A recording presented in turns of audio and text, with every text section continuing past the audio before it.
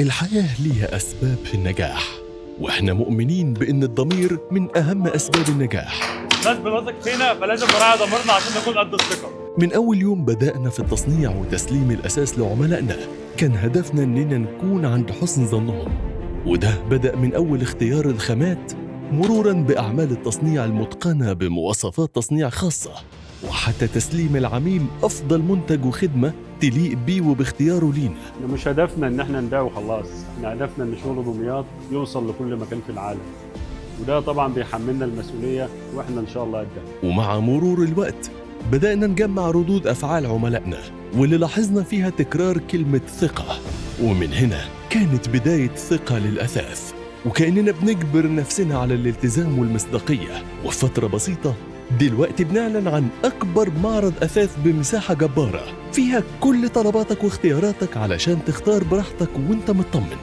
دلوقتي بنعلن عن أكبر معرض أساس بمساحة جبارة فيها كل طلباتك واختياراتك عشان تختار أساسك براحتك وانت مطمن.